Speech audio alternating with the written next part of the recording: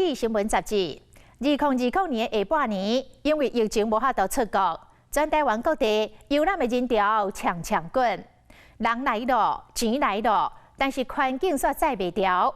像澎湖大量的旅客涌入来，引发着粪扫甲欠水的危机。像小琉球的海边，嘛因为游客来踩踏受到伤害。也有花莲的翡翠国、甲南投的望国水墙，拢因为大批游客产生着乱象。观光的商机甲危机，要安怎处理平衡，才会当兼顾着环境的影响力？华视新闻团队的报道，进行观光然后咧，得到消费者权益报道奖。咱做伙搁来回看这个精彩的报道。山峦边沿壮丽溪谷，畏悬的所在看落去美丽景色拢看有。这是花莲秀林乡最近几年来新的景点叫翡翠谷，周末假期人有够多。孙运贤先生非常伟大，我告诉各位，待会我们要去看的水帘瀑布啊，就是孙先生盖的。他为了要保护里边的引水隧道而盖。导览业者详细解说，带团客看在地原始风貌。好，继续往前走。疫情之前几乎是没有生意的，但是疫情过后啊，哇，大家全部挤到我这来了，搞到部落都反弹，行车的人不方便，所以他们就抵制。我就建议村长啊，停车规划把它做好，然后做交通管制。沿木瓜溪谷行。翡翠谷的古道是原来挖去位入口到内底，差不多是1公里半，就会使到第一阶的热门景点水帘水墙。这很好玩，可以冲水。那怎么知道这个地方？朋友介绍的。翡翠谷这边是第一次过来，以前会比较往太鲁阁那一个方向去走。还蛮凉的。对，还蛮凉的。不过感觉天气稍微差了一点，如果出大太阳的话，应该会更漂亮。好不好玩？潺潺流水引人入胜，搁爬起面顶，好像那包围深潭片，搁是山间秘境。翡翠谷较出名的无国无鱼清水溪，拢伫咧东门村。清水溪谷伫2016年因为天灾关系，加上部落的居民对着敢要开放意见无共款，封闭到即马已经将近5年。今日游客就开始转到共款有天然景色的翡翠谷。随着游客愈来愈多，乱象嘛开始出现，甚至一天可以容纳5000多人，那个很可怕的，而且非常的拥挤。有的时候呢，连第一阶我们都下不去。有的朋友他搞不清楚状况，在里边钓鱼，这个是不应该的。当然我们看到我们会劝导他，讲不听我们也没辙啊，因为没有被管理嘛。部落它的承载力都不会很高，就它的停车场啊，它的路也不会很宽啦。另外就是说，你从聚落去到这个景点的地方哦，通常有一段距离，天气这么热哈，他一定会带饮料去。那有的喝完之后，他可能就带空瓶回来，他可能觉得很累赘，所以有人就会随手丢。同款的情形嘛发生伫南投仁爱乡。这边的巷道有些不超过3米半，有的是2米半，所以那个大车、甲乙车要进去，连那个回转的那个巷道都没有。最近因为孟古瀑布很多人来旅游，我们这条路都是塞车。因为我们这边的蝴蝶的种类很多，小凤蝶、粉蝶、青蝶都很多，都在我们这个河流两边活动，他们在这边采蜜。对南方村长郭明德的脚步沿路行起哩，上远巷是要到望国水墙唯一的通路，嘛是南山区部落居民出入的重要道路。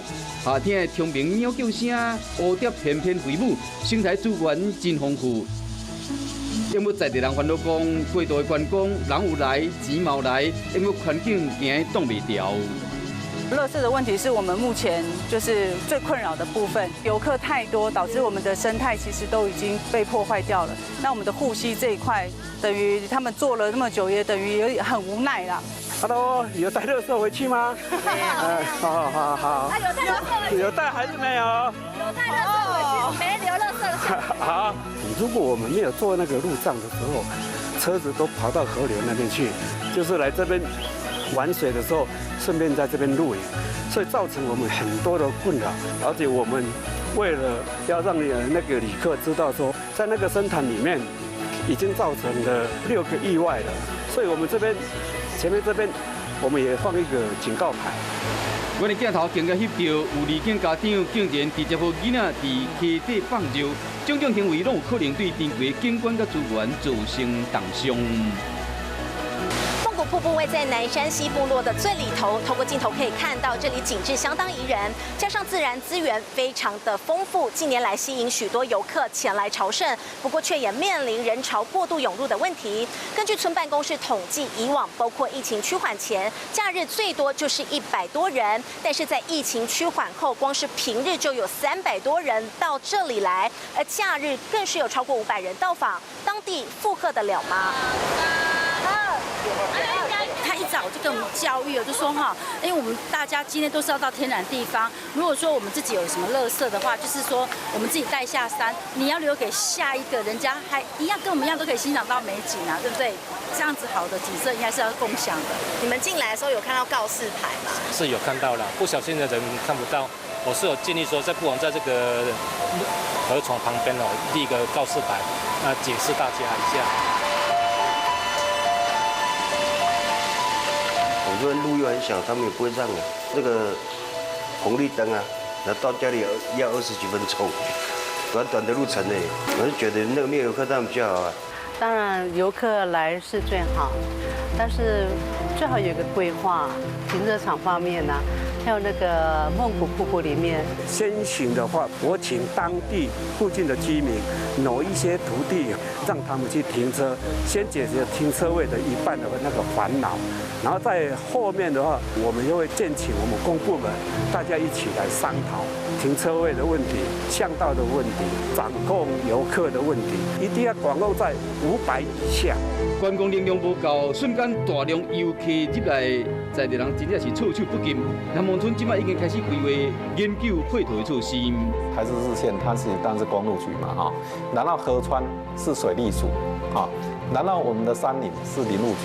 可能政府里面其实就是要有一个协调机制嘛，这样如果透过这个乡公所或者透过县政府，它其实就可以去邀请相关的单位做协调。那我觉得这些过程里面，反而经常最难的那一端哦，都是居民的共识凝聚感。台湾现在比较就是一窝蜂，就是大家觉得这个景点是热门的，突然间大家一窝蜂都到那边去。旅游的乱象一大的部分是我们本身岛内的环境哈，就是交通体系统这样可不可以负荷得了短时间的量哈，这个部分我觉得是其实比较大的问题。当疫情较回时，久旱逢甘霖的国内游览市场大爆发，观光的商机甲危机应该安怎处理？澎湖的人潮过量，一直到7月下旬，海空入境人数超过18万人，等于是平均每一天拢有8600外人到澎湖去佚佗，引起粪扫甲欠水的危机。船啊、游览车都爆满了，好像是报复性旅游，这个不是好现象，太多了。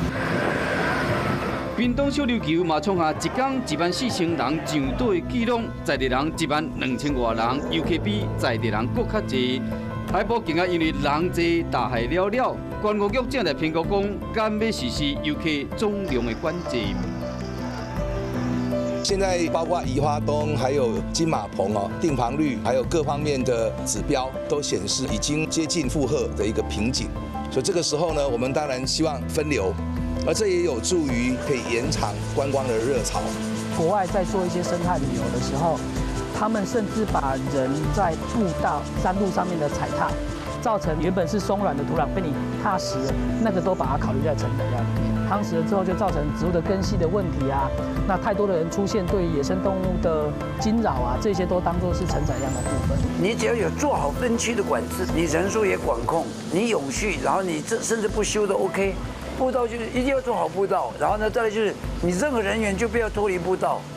然后比方说你可以下水玩的地方，那个地方永远是戏水区，因为我有一段是保护区嘛，所以这些鱼类呢，比方说你在这一段游泳，它可能不会在这里活动，它往上游走或是往下游走。另外，兼顾旅游品质甲生态保护，有学者建议讲，嘛使实施景点的注文制度，也是设立自然人文生态景观区。发展观条例里面的自然人文景观区这个办法是一个解套办法啦，就是说一旦划设之后，然后必须要有当地的解说员这个带领才能进入。然后在这个后台部分，我们就必须要做环境监测。最重要的是这一些事情的推动，其实就是永续观光的概念啦。